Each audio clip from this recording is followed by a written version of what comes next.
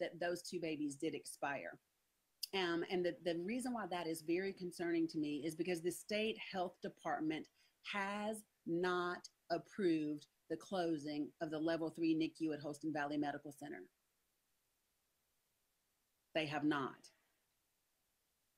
So you are sending babies away that do not have to be turned away for your numbers.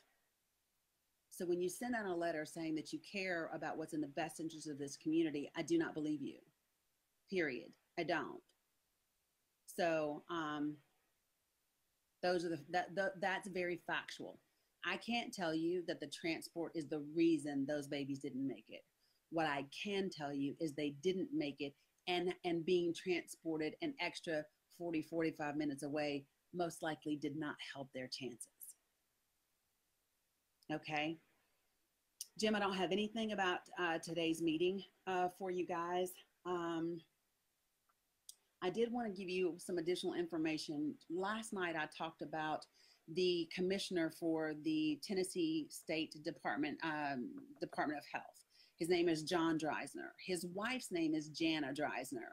Jana Dreisner is the medical director of psychiatry for Ballad Health. And I told you guys last night that she started a company of her own called Starfish Health. And it has a contract with Ballad Health for telehealth services.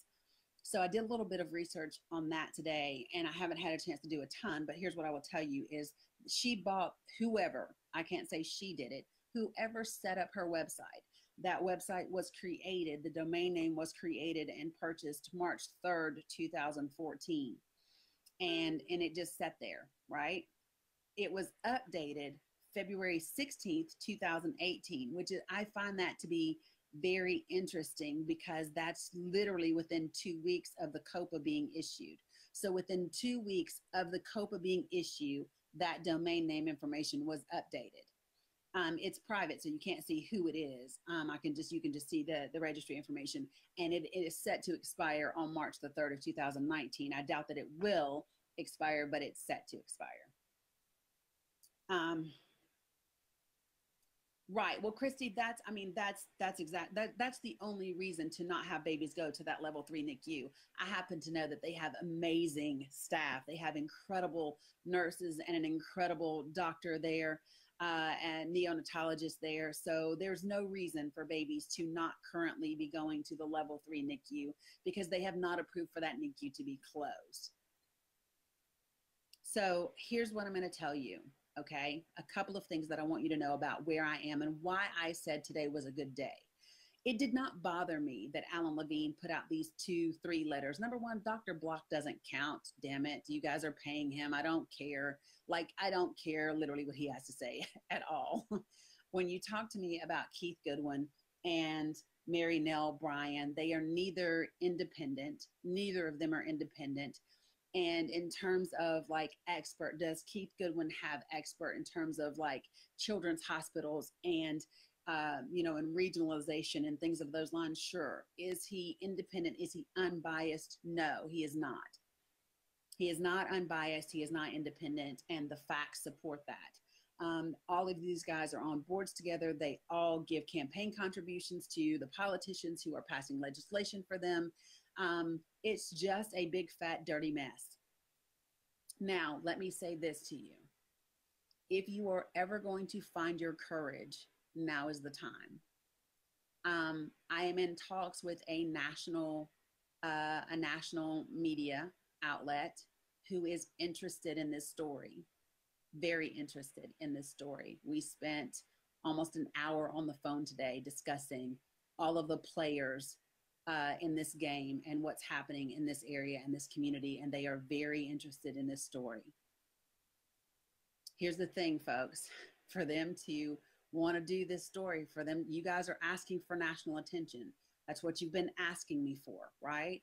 So here's what I'm going to tell you. If you want it, you have to give me as much documentation as you can, right? So whatever that is, and you all know what that means, okay? I cannot tell you what to do. I am not telling you what to do. What I am sharing with you What I am sharing with you is that if you are ever going to be courageous and if you are ever going to do anything, now is the time to do so, because I have people's ears. And this part, I'm not afraid to say out loud, right? I did spend 12 minutes on the phone today with someone from the FTC. I do have a direct line to someone at the Attorney General's office. And I did spend almost an hour on the phone today with a national media outlet. Those things did occur today. That's why I said today has been a good day. I am not deterred. I am not dissuaded. I am not I am not in any way, shape, or form downtrodden by those little fake ass letters that came out today. I don't care what those letters say. I do not care what the good old boys club has gotten together and rallied together and put on paper. I do not care. What I know is that Commissioner Dreisner at the health department has no business approving or overseeing this COPA because his wife works for Ballot Health. What I know is that Senator Rusty Crowe took campaign donations. He's a contracted employee by this company, and he is sponsoring legislation for them. What I know is that every single one of these guys is changing money in everybody's hands, campaign contributions, just like tit for tat, and I am going to stay on it. The people in this community deserve for us to protect your health and your well-being. You do not deserve to settle for second best. We do not deserve for babies to die. None of those things need to happen. And here's what I will tell you, right? Is that if for some strange reason, all of a sudden, there are people not available at Holston Valley Medical Center, it is because they're being made not to be available. I know for a fact that people have shown up for scheduled surgeries. People have shown up for emergency situations, and equipment that is needed to do surgeries, both planned and unplanned, has already been removed from that hospital and sent to Johnson City. And no one has approved that, especially not when it comes to the NICU.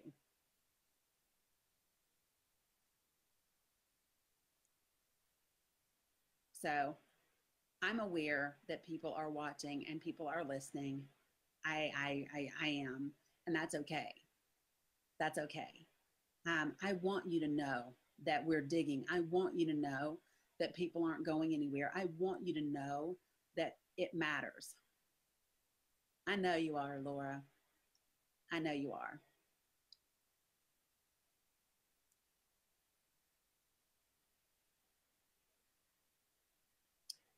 They are. There is a very, very significant shortage of staff. I don't know if you guys are aware or not, but the floating nurses that Ballot Health has had up until now, that they paid a little bit more extra money to float, that has now ended as of December 22nd. That's the last day for floating nurses. So that's going away as well. So I know I covered a lot really quickly tonight, and I did it in kind of like a sarcastic way, but it's because sometimes you just have to laugh. Sometimes you just have to sit back and go, really? Really?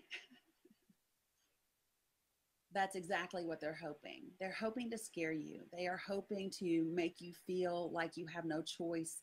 They are hoping to make you feel like there's nothing you can do, and that is not true. Here's what I want you all to understand, okay? Part of the strategy when you want to do something like this to people is what you want to do is you want to overwhelm people, and you want to put so many things in motion that people just feel like they're desperate, like they have no choice, like you're just overwhelmed, and you just suck it up and think, oh, there's nothing I can do. That's not the case. I'm not going to lie and tell you, oh, there's going to be a solution in a day or a week. I can't tell you those things. I cannot tell you those things. What I am telling you is that you have to stay with this. You have to stay with this. Pete, what I can tell you is that the COPA was approved in September of 2017, and the COPA was issued January 31st, 2018. Okay. Any documentation that you have that you would like to send to me, inbox me and I will give you my secure encrypted email address. I've already given you information. You understand that the state has to approve this issue. The only thing that the state has to approve right now is the level 3 NICU being closed down. Well, Alan doesn't engage with me anymore at all. After the last time he tweeted me and he didn't like my responses, he blocked me. So I'm blocked on everything. I only know what he says when you guys send it to me.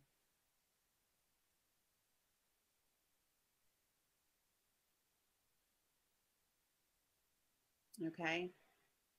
So, in terms of the other things, yes, Patricia, you're correct. They are trying to beat the clock and move very, very fast, very, very quickly. Um, yes. And so here's one thing that I want you guys to understand. Alan is the king of PR. He loves PR. He loves it. He loves to run that mouth of his all the time. I, for one, am hoping he keeps doing it. It's how he got caught in a lie the last time. So keep talking, Alan. Keep doing it. I am here for it, sir. I am here for it.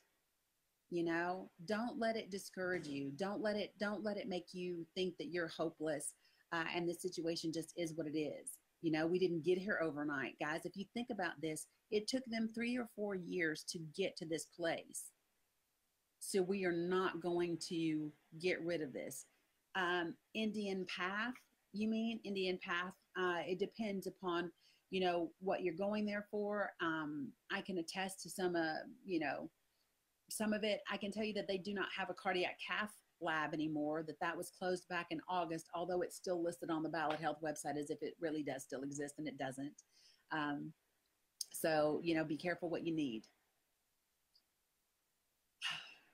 I'm being told that that cardiology is great there, that it's going to stay there, but I can just tell you that this week someone went there for care and was sent to Johnson City instead. He does like to control the narrative, Daryl. You're correct. So here's what I want you all to understand. When these things come out, right, and they're pushed out, I want you to ask yourself one question. What has changed?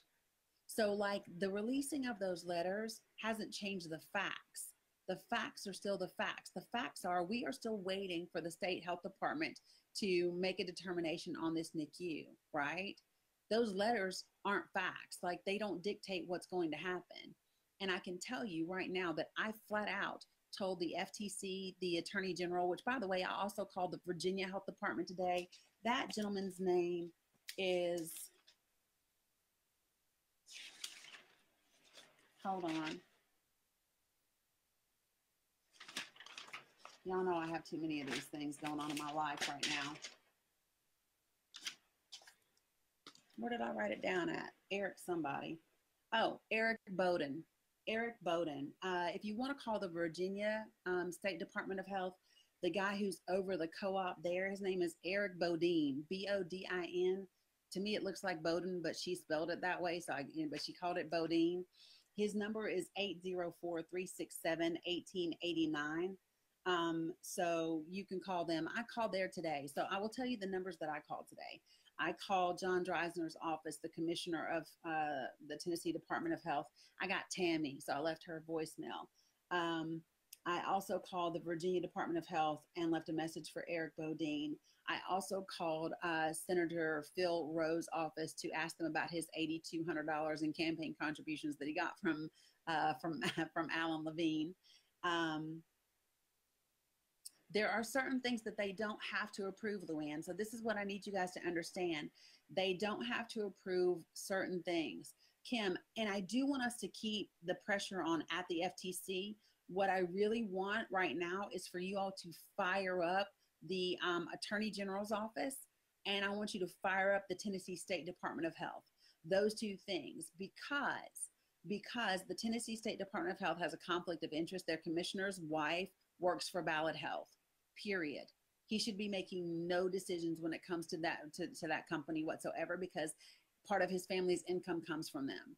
The other thing that I would like to send you guys out to investigate, Rusty Crowe is required to disclose his income to the finance committee, right? He has to do a financial disclosure. So we need to be finding out, because Ballot Health doesn't, because of SB 2048, they do not have to tell us what they pay their employees, but he's a contracted employee from them. So he has to report that income from Ballot Health to the finance folks. So we need to be looking for that. He has financial disclosure forms that are supposed to be open and available to the public. So whoever would like to investigate that, I need somebody to get on it. I can't do it all by myself, and I would love some help. So we want to find out, because there is a limit as to how much money he can make. Okay, so we need to find that out. That's something that we need to find out. And I think that's about it for tonight. I'm not going to do a really long live tonight. I'm tired and I don't really feel well. I got a lot of drainage going on. Hi, Amber. Sending you guys lots of love. Again, the rest of this is on you. So opensecrets.org is going to be for campaign contributions. So is followthemoney.org. That's where I got a lot of other stuff. But what I really want to look at now is his financial disclosures about income, and that you will not find on Open Secrets, because that's just for campaign contributions. We want his financial disclosures, that he has to report his income because he is a state senator. So, so if some folks could get on that, that would be great and amazing. Guys, if you see documentation that you know is unethical, that goes against medical practice and guidelines, if you know that it is, you know, things that are fraudulent, if you know that there are, you know, increases in costs and things like that that are not supposed to be taking place, I'm not going to tell you to break law. What I'm going to tell you to do is to be as brave as you possibly can in a legal way to get this information out. Okay. Thank you, Amber. Thank you. Thank you. Oh shit. And I wrote it down. I have so many pieces of paper. Amber, give it to me again. It's Wise County Board of Supervisors. Somebody tell me when it is again so that everybody can know, because I wrote it down and then I rewrote my stuff for today. Give it to me, honey. I'm sorry, because I said I wouldn't forget. And I didn't forget. I just wrote it down somewhere that I can't find right now. Give it to me. Somebody. Wise County Board of Supervisors. Is it December 13th? Because December 13th is my meeting with Ballot Health face to face. Great. So Wise County Board of Supervisors, December 13th at 6 p.m. I have my meeting with Ballot Health December 13th at 10 a.m. The Wise County meeting at 6 p.m. is at the school board. Thank you, Amber. So yeah, you guys get unions, could do whatever you got to do. This is the time that I need for you all to step up. I really do. We've got people listening. We have to give them something to listen to, not just bitching and moaning, not just theories and conspiracy things, but legitimate, hey, this is what's going on. Like I told you all, I already know that there have been people that have been written up because they did not want to admit people into the hospital because they did not meet the inpatient guidelines. I already have that documentation. I have that. Kingsport is on that date too. Yes, Kingsport is on that date too. I believe theirs is at 7, but don't quote me on that. The NICU has not been approved. The NICU has not closed down. So it's not a question of legal or not. You can tell them, no, I absolutely don't want to go there. And they're supposed to have to take you where you want to go. The challenge is that depending upon what you're being treated for, you just don't know if you still have the equipment for what you need. So Hawkins County meeting is December 17th at 7 p.m. You're correct, because I'm going to be there too, Kathy. Hey, Mariana. And so that's really all I have for you guys tonight. I'm not sure that I'm going to do a live tomorrow. I'm tired and I don't feel well, so I might want to rest. Tim, I do not know the answer to that question about live anything yet. I do know that I have asked, I have told them I will be bringing people with me. We just haven't agreed to who those people are going to be. So, so that's that. That's all I got. Appreciate it. And y'all know how I end this thing, right?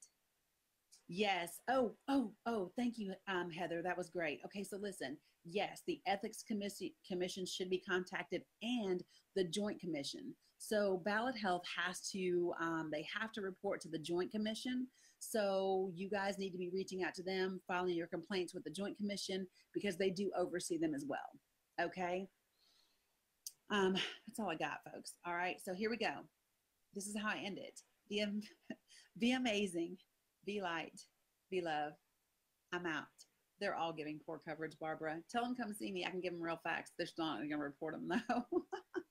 I'll talk to you guys later. I'm out.